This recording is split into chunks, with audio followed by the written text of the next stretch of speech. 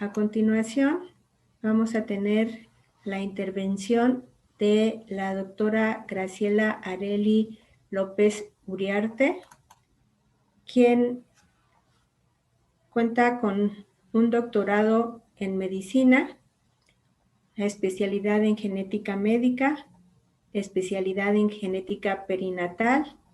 Sus áreas de investigación son en genética reproductiva, diagnóstico prenatal, errores innatos del metabolismo y tamiz neonatal. La doctora, vamos a compartir un video que nos hizo llegar y ella va a estar disponible posteriormente del video para preguntas. Nos va a hablar sobre lo que es la citrullinemia. Entonces, adelante, por favor. Hola, buenos días. Soy Arely López Uriarte, genetista del Hospital Universitario en Monterrey. Bienvenidos a esta charla de citrullinemia en el marco del primer simposio del tamiz neonatal y enfermedades raras. Agradezco infinitamente a la señora Xochitl Mendoza Morales por la invitación para que hoy estuviéramos aquí.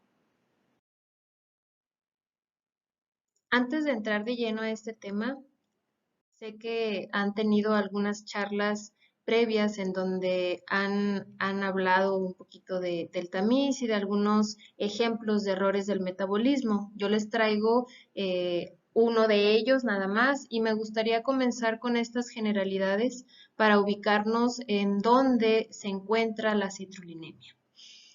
Las enfermedades metabólicas son un grupo amplísimo de trastornos que tienen una prevalencia en general de 1 de cada 600 recién nacidos. No son tan extrañas como pudieran encontrar ustedes.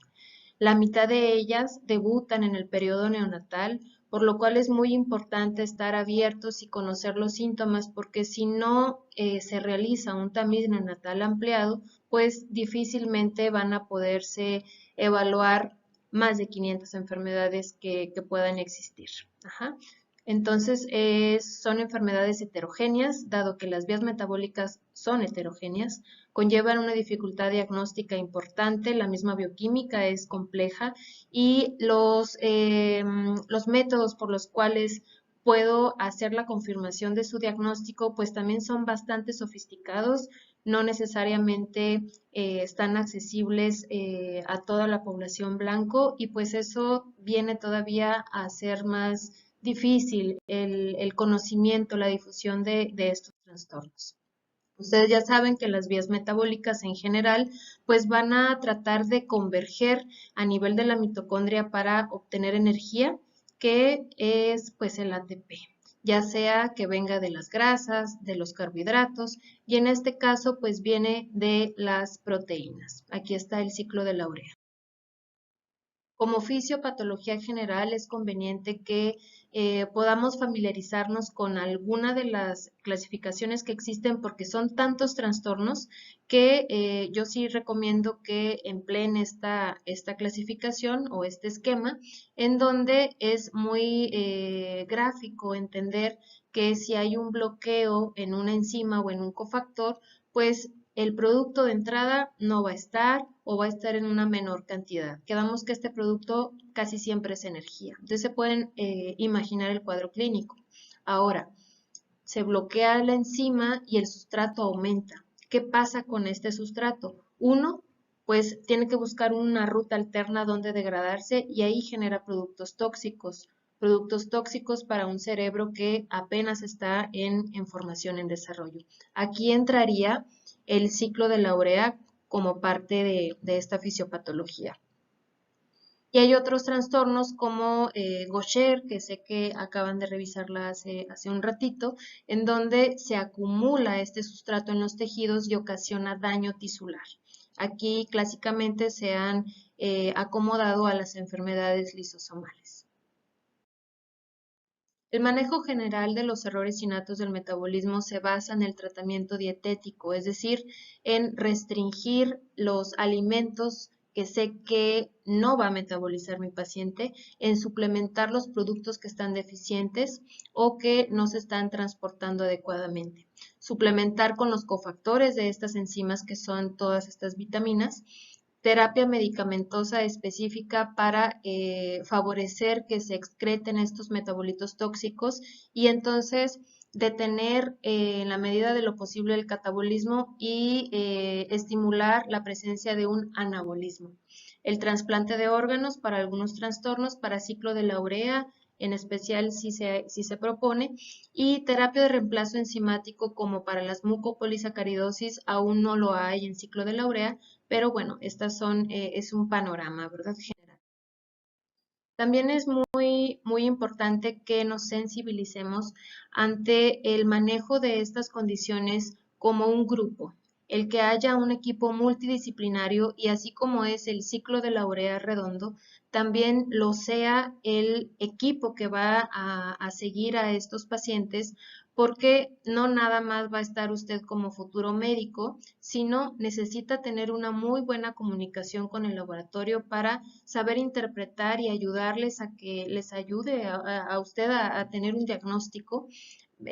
Con la nutrióloga también es súper importante, debe de ser alguien especialista en metabolismo, evidentemente todas las especialidades que vayan a manejar a estos niños, con la psicoterapia, con trabajo social, que nos van a apoyar mucho porque generalmente estas familias se trastornan completamente sus dinámicas al ver cambiado algo tan sencillo como lo vemos nosotros, como es la alimentación.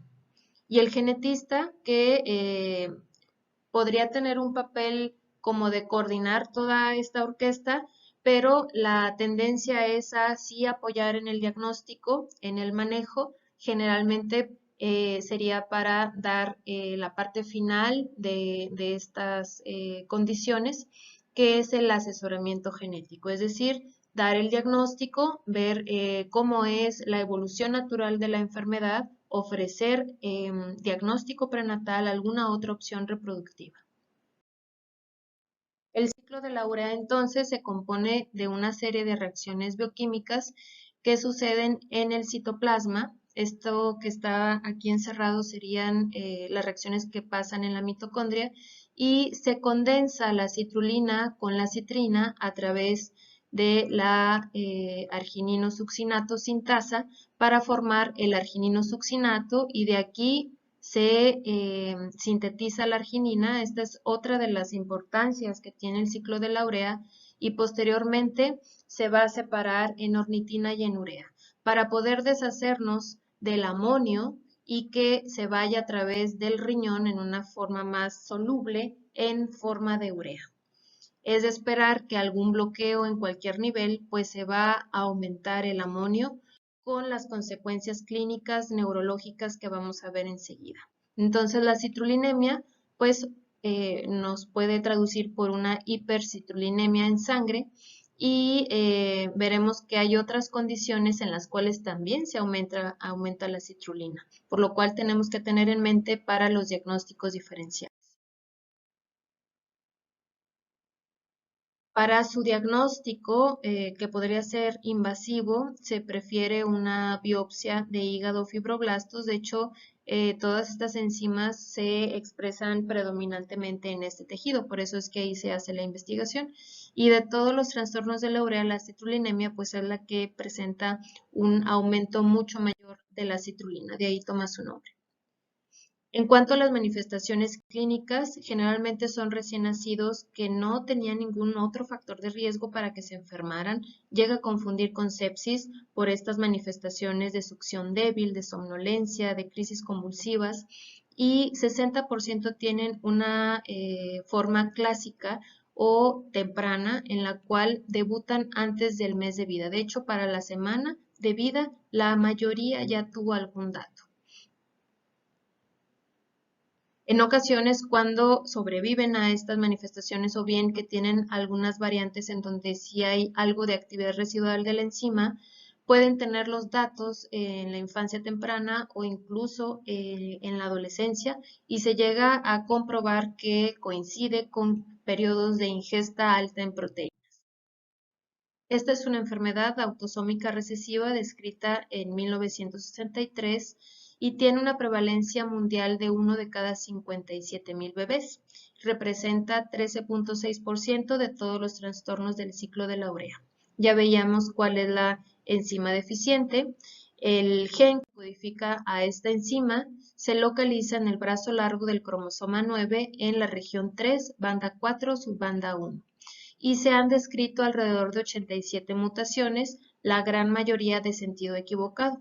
Este esquema que ustedes ven aquí abajo corresponde a los exones que tiene este gen, que tiene 16 exones. Su punto de inicio se encuentra en el exón número 3 y estos recuadros superiores indican las variantes que se han encontrado en estos exones. Vean, por ejemplo, que el exón 11 para 2009, esta ya es una revisión viejita, no se habían encontrado variantes ahí.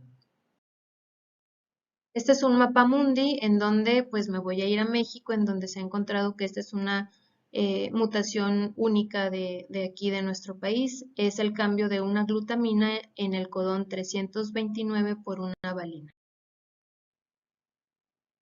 Entonces hay un espectro clínico yendo de lo más grave, que es lo que queremos evitar, a manifestaciones más leves, en donde el inicio agudo es el que tenemos que tener muy pendientes, porque en caso de no tener el diagnóstico y el tratamiento a tiempo, pues progresa rápidamente a coma, a muerte, y los pacientes que sobreviven a este primer episodio pues permanecen con secuelas neurológicas muy graves o bien pueden tener una hemorragia cerebral o pulmonar que los puede llevar también a la muerte. Hay formas de inicio tardío alrededor de los 20 años en donde estos pacientes tienen cefalea, pueden tener letargo, episodios de maníacos o de psicosis, es decir, trastornos en la conducta, y también se han descrito que hay algunos antojos especiales que serán alimentos ricos en arginina, que veíamos que de acuerdo al ciclo de la urea pues se encuentra ese bloqueo y ya no hay la biosíntesis de este aminoácido que es esencial. Entonces aguas, si se les antojan frijoles, cacahuates, charros, no se crea. Hay otra variante que debuta después del parto. Aquí estas manifestaciones pueden darse en estas mujeres que previamente se consideraban sanas. Tienen datos de encefalopatía, una intoxicación por este amonio elevado. Pueden terminar con una falla hepática fulminante y las formas más leves tienen únicamente una psicosis. Esta variante que ustedes ven aquí es la que se asocia con esta forma posparto. También se han encontrado formas sin síntomas, en los cuales a lo mejor fue a través de una pesquisa neonatal que se determina que hay una acetulina elevada, pero permanecen asintomáticos aún sin dieta, pero bioquímicamente sí tienen el amonio elevado. Aquí están los datos que les mencionaba, que 67% de los casos que debutan en edad neonatal tienen manifestaciones gravísimas durante su primer semana de vida. Hay algunos datos importantes en la neuroimagen, ya sea en la tomografía, en donde describen pues esta atrofia cerebral, y en la resonancia con hiperintensidades en secuencias T2, en ganglios basales, tálamo, sustancia blanca cortical. Todas estas ya serían secuelas, realmente no hay marcha atrás respecto a estas lesiones y ustedes pueden imaginarse cómo es el cuadro de estos niños.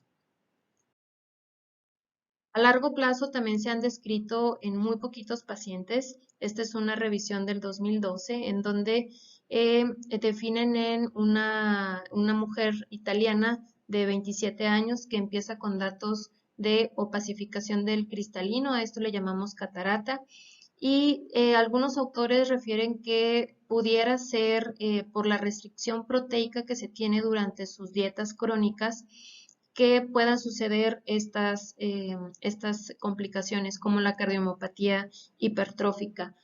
Hace falta tener más estudios, la realidad es que pues, no necesariamente se reportan todos los datos en el seguimiento de estos pacientes cuando llegan a una edad adulta.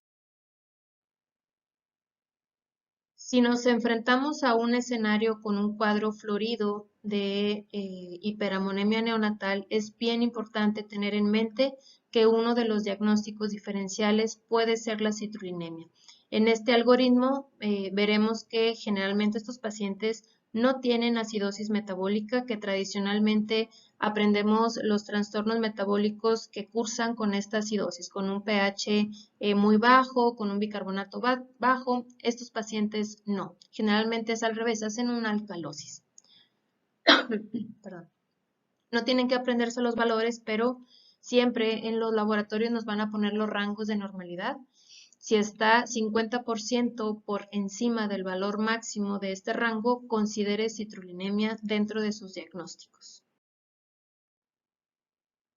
Y bueno, hay que confirmar porque no nos podemos quedar con los tamices o con esa primera impresión. Para ello habrá que medir el amonio en plasma y solicitar una muestra también de sangre para revisar la totalidad de los aminoácidos.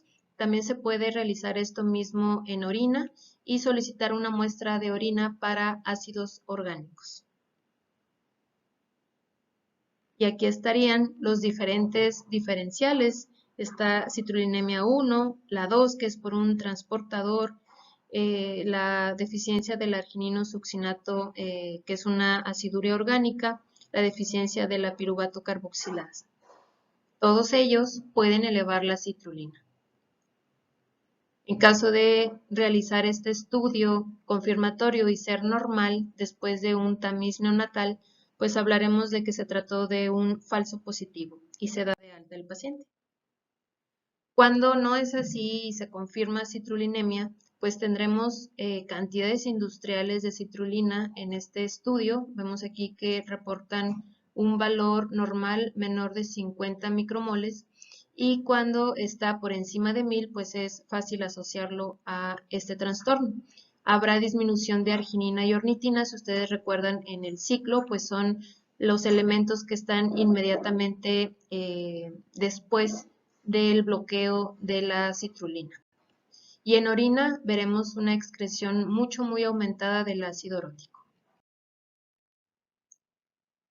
Esta es la manera en que se despliega el resultado de la cromatografía líquida de alto rendimiento para cuantificar los aminoácidos en una muestra plasmática. En el esquema superior, en color verde, sería lo normal. Aquí en estos colores en azul, estos números nos indican de qué aminoácido se trata y en el eje de las X sería el tiempo en el cual tarda en salir y determinarse por esta intensidad eléctrica cuál es el aminoácido que yo estoy revisando. El número 4 sería el de la citrulina. Ustedes van a decir, bueno, pues se encuentra más bajo que este, pero esto se compara con un estándar interno y de esta manera se puede determinar que efectivamente hay una citrulina muy elevada. Y este esquema de acá nos ejemplifica una cromatografía para ácidos orgánicos en orina y vemos que de hecho se sale aquí del espectro, ya no alcanzó a salir, que hay una elevación muy considerable del ácido urótico. Otra forma de confirmar la citrullinemia es a través de una biopsia, ya sea de piel o hepática, y cuantificar aquí la actividad de la enzima arginino succinato sintasa. Sin embargo, este procedimiento pues es invasivo. Necesito que el paciente esté en anestesia, de menos local, ¿verdad?, para tomar fibroblastos y realmente trabajar con enzimas es muy delicado. Por mucho, el diagnóstico bioquímico es superior, está más accesible también y no es tan cruento. Y lo que se recomienda actualmente es que podamos llegar hasta el diagnóstico molecular, en donde se realiza un análisis de secuenciación del gen involucrado, viendo que hasta el 96% de los probandos presentan variantes detectadas a través de este método. Este panel inferior es un ejemplo de un electroferograma a través de una secuenciación automatizada tipo Sanger. También podríamos realizar, teniendo el diagnóstico molecular, que sería una de las principales bondades, un diagnóstico preconcepcional. Eso quiere decir que, pues ya en familias en donde se conozca que hay un miembro afectado y se tenga determinada la mutación, pues se puede planear un embarazo y antes de que se embaracen, esto a través de una técnica de reproducción asistida, en este caso fue una fertilización in vitro en esta pareja coreana. Ellos obtuvieron 5 embriones, se pudo encontrar que hubieron 3 heterocigotos, que uno no amplificó y que el otro asumimos que no se encontró las variantes y ese fue el que transfirieron y terminó en un embarazo gemelar. Posteriormente ellos, no conformes, hacen diagnóstico prenatal, se van a una biopsia de vellosidades coriales, obtienen este tejido de ambos fetos a las 11 semanas y revela un cariotipo normal, ambos masculinos y libres ambos también de la citrullinemia. Culmina en una cesárea antes de tiempo por ruptura prematura de membranas a las 35 semanas, pero estos bebés, al menos para lo que refería a la conclusión del artículo, pues se encontraban vivos y sanos. El diagnóstico prenatal, como vimos también en este reporte, se puede realizar siempre y cuando se tenga el diagnóstico molecular de esa familia. Son enfermedades que cursan con un 25% de probabilidad de que se repita en otro hijo y casos anecdóticos han evaluado en el líquido amniótico la cantidad de citrulina y las proporciones que guardan con la arginina-ornitina o con la ornitina sola. Sin embargo, esto puede ofrecer pues tasas altas de falsos positivos. No hay como tal rangos para comparar líquido amniótico, plasma, orina, etcétera. Lo recomendado es que se pueda correr una prueba molecular. Los métodos que se emplean en el tamiz neonatal ampliado, pues es la espectrometría de masas en tándem, específicamente en el renglón de aminoácidos, ahí vamos a encontrar la citrulina elevada en caso de una sospecha de citrulinemia. No olviden que hay otros diagnósticos diferenciales en donde también se eleva la citrulina. Y gracias a estos programas de tamiz neonatal es que en ciertos lugares del mundo las frecuencias son más altas de lo reportado, pero pues porque a lo mejor son niños que no iban a diagnosticarse, iban a fallecer o algunas variantes con algo de actividad residual y que tienen un debut más tardío.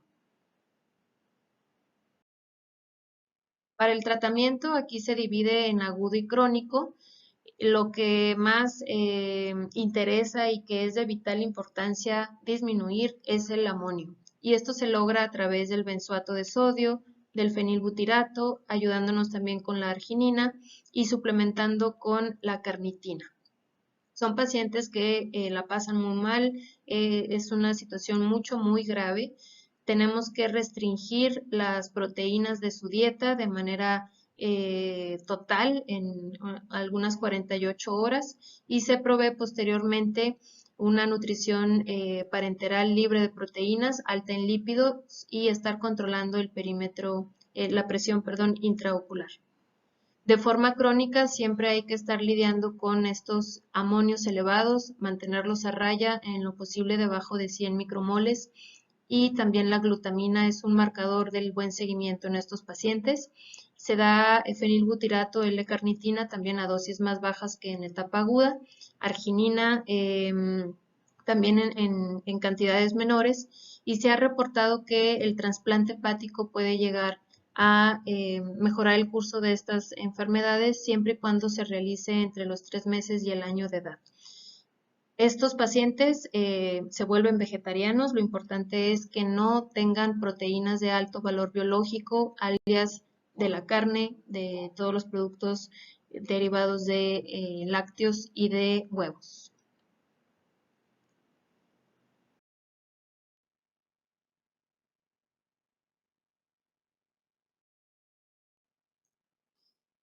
Y es importante también que la nutrióloga tenga acceso a los controles que nosotros de manera mensual durante su primer año y posteriormente semestral o anual en los pacientes más grandes puedan tener de su perfil de aminoácidos, porque con base en estos valores no nada más nos vamos a centrar en que la citrulina esté bien y ya, no, porque al estar yo modificando la dieta, pues se van a modificar también los valores de los demás y en algunas deficiencias puede haber otros cuadros clínicos. Por eso siempre hay que medirlos todos y estar al pendiente de acuerdo a la edad y al peso del paciente, cuáles son los requerimientos que debe de tener, debe de cubrir a través de su dieta o de suplementos de estas proteínas. Porque, bueno, las proteínas le van a servir para crecer, para desarrollarse. No podemos dejarlo en cero. Hay que evitar entonces los desencadenantes del amonio elevado. Esto quiere decir que cuando el paciente tenga alguna infección, se vaya a aplicar alguna vacuna o vaya a ser sujeto de alguna intervención quirúrgica, debo de tener muy pendientes estos valores para evitar caiga en una crisis metabólica y evitar la ingesta excesiva de proteínas en todo momento. Uno pensaría que conforme la persona crece, pues necesita, eh, puede, perdón, tener un poco más de permiso de portarse mal y comerse un nugget de pollo. Pues no es así. Como llegada a la adolescencia ya no va a haber más crecimiento, entonces estos pacientes necesitan todavía menos proteínas. Por eso debemos de tener todavía un control más estricto de su alimentación porque hay menor tolerancia a un desbalance en su ingesta. Ya para terminar, es muy importante que durante el asesoramiento genético hagamos este recordatorio a los padres y al niño basados en la educación. Finalmente él va a ser independiente en algunos años para que se apeguen al manejo dietoterapéutico, siempre proveer del apoyo psicológico a toda la familia, prevenir las complicaciones y tener en mente que el riesgo de recurrencia dado el patrón de herencia es del 25%. Conviene que hagamos un cuadro de Punnett en donde les expliquemos a los papás que de estas 4 opciones, 25%, uno de 4, pues se puede volver a presentar. ¿De acuerdo? Como conclusiones, me gustaría que se quede esto como perlas muy importantes, que es un error del ciclo de la urea, en donde el marcador primario para sospecharlo será el amonio elevado, que los cuadros neonatales son muy graves, que pueden terminar con la vida de este bebé o dejarlo con secuelas neurológicas incapacitantes. Que la forma de sospecharlo puede ser a través de la genealogía porque ya hubo algún miembro afectado o porque el tamiz neonatal ampliado resultó con la citrulina elevada o bien por el cuadro florido cuando no hay este tamiz o bien el tamiz puede resultar normal porque su función es ser un tamiz, no hacer el diagnóstico. Y pues otorgar un diagnóstico y tratamiento a tiempo va a salvar vidas y el intelecto de estas personas. Por mi parte sería todo. Les dejo mis datos si tuvieran alguna duda o quisieran contactarme. Gracias. Muchas gracias a la doctora Arely López. Ella no va a poder contestar preguntas por el momento, pero en la pantalla podemos ver su correo. Quien guste enviarle sus preguntas, ella con mucho gusto se las responderá. Muy amable, doctora.